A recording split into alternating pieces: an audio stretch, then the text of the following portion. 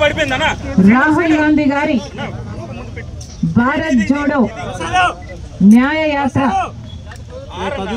ఉద్దేశము మన భారతదేశంలో మన హక్కుల కోసం కొట్లాడాల్సిన అవసరం వచ్చింది కాబట్టి భారత పౌరుల హక్కులు కూడా వాళ్ళకి అందటం లేదు కాబట్టి భారతదేశ పౌరుల హక్కుల కోసం కొట్లాడే దిశగా రాహుల్ గాంధీ గారు భారత్ జోడో న్యాయ యాత్ర మొదలుపెట్టారు.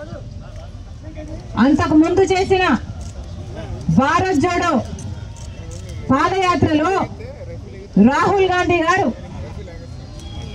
4000 కిలోమీటర్లు పైగా పాదయాత్ర చేస్తే అడుగడుగున ఎక్కడ వీలైతే అక్కడ కాంగ్రెస్ పార్టీకి వ్యతిరేకంగా ఉన్న ప్రభుత్వాలు అయితేనేమి బీజేపీ అయితేనేమి దాడులు చేశారు, కొట్టడం కూడా కట్టలతో కొట్టడం కూడా చేశారు, అనేక రకంగా హింసించడం జరిగింది.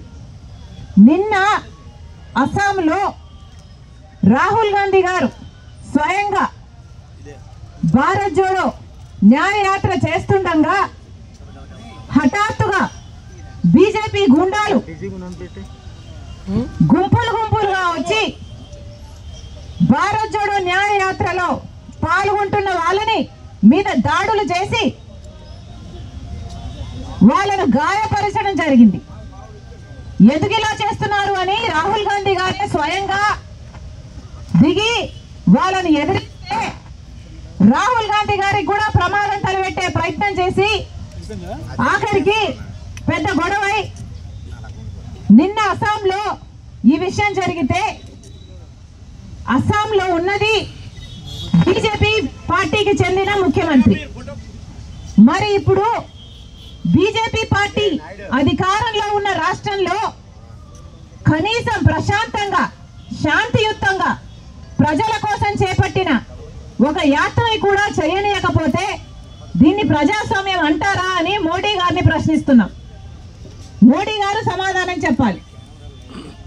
ఈ రాష్ట్రంలో ప్రజలు అడుగుతున్నా మోడీ గారు దేశ ప్రజలకు సమాధానం చెప్పాల్సిన అవసరం ఉంది.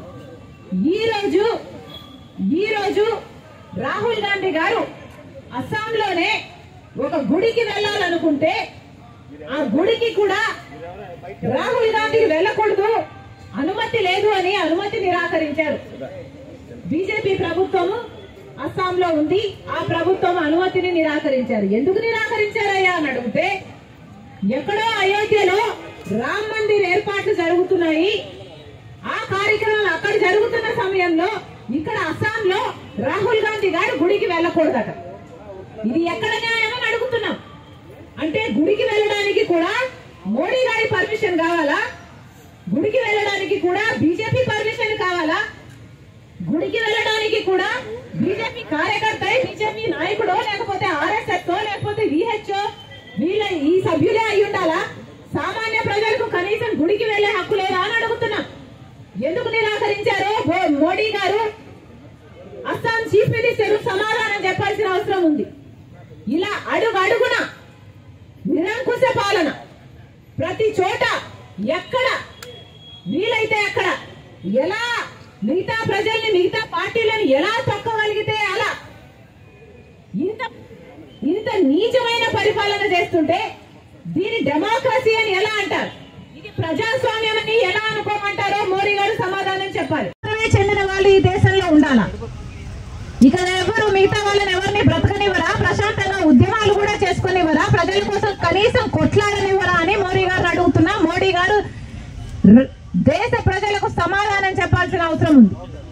ఈ రోజు రాహుల్ గాంధీ గారు అస్సాంలోనే ఒక గుడికి వెళ్ళాలనుకుంటే ఆ గుడికి కూడా రాహుల్ గాంధీకి వెళ్ళకూడదు, అనుమతి లేదు అని అనుమతి నిరాకరించారు. బీజేపీ ప్రభుత్వము అస్సాంలో ఉంది, ఆ ప్రభుత్వం అనుమతిని నిరాకరించారు. ఎందుకు నిరాకరించారయ్యా అని అడిగితే ఎక్కడో అయోధ్యలో రామ్ మందిర్ ఏర్పాట్లు జరుగుతున్నాయి, ఆ కార్యక్రమం అక్కడ జరుగుతున్న సమయంలో ఇక్కడ అస్సాంలో రాహుల్ గాంధీ గారు గుడికి వెళ్ళకూడదట. ఇది ఎక్కడ న్యాయమని అడుగుతున్నాం. అంటే గుడికి వెళ్ళడానికి కూడా మోడీ గారి పర్మిషన్ కావాలా? గుడికి వెళ్ళడానికి కూడా బీజేపీ పర్మిషన్ కావాలా? గుడికి వెళ్ళడానికి కూడా బీజేపీ కార్యకర్త, బీజేపీ నాయకుడు, లేకపోతే ఆర్ఎస్ఎస్ లేకపోతే విహెచ్ఓ వీళ్ళ ఈ సభ్యులే అయి ఉండాలా? సామాన్య ప్రజలకు కనీసం గుడికి వెళ్లే హక్కు లేదా అని అడుగుతున్నాం. ఎందుకు నిరాకరించారు మోడీ గారు? అస్సాం చీఫ్ మినిస్టర్ సమాధానం చెప్పాల్సిన అవసరం ఉంది. ఇలా అడుగు అడుగున నిరంకుశ పాలన, ప్రతి చోట ఎక్కడ వీలైతే అక్కడ ఎలా మిగతా ప్రజల్ని, మిగతా పార్టీలను ఎలా తొక్కగలిగితే అలా ఇంత నీచమైన పరిపాలన చేస్తుంటే దీని డెమోక్రసీ అని ఎలా అంటారు? ప్రజాస్వామ్యం అని ఎలా అనుకోమంటారో మోడీ గారు సమాధానం చెప్పాలి. ఈరోజు రాహుల్ గాంధీ యాత్ర పైన జరిగిన ఈ దాడులకు నిరసనగా మహాత్మా గాంధీ గారి విగ్రహం దగ్గర కాంగ్రెస్ పార్టీ ఈ ధర్నా చేపట్టడం జరిగింది. ఈ నిరంకుశ పాలన ఆగాలి, ఇది ప్రజాస్వామ్యం అని బీజేపీ పార్టీ మోడీ గారు గుర్తుపెట్టాలు చేసుకొనివ్వాలి. మరొకసారి మోడీని హెచ్చరిస్తున్నాం. ఎలక్షన్ల సమయము ప్రజలు గమనిస్తున్నారు. మీ నిరంకుశ పాలన మీరు ఆపకపోతే ప్రజలు మీకు బుద్ధి చెప్పే సమయం వచ్చిందని మోడీ గారిని హెచ్చరిస్తున్నాం.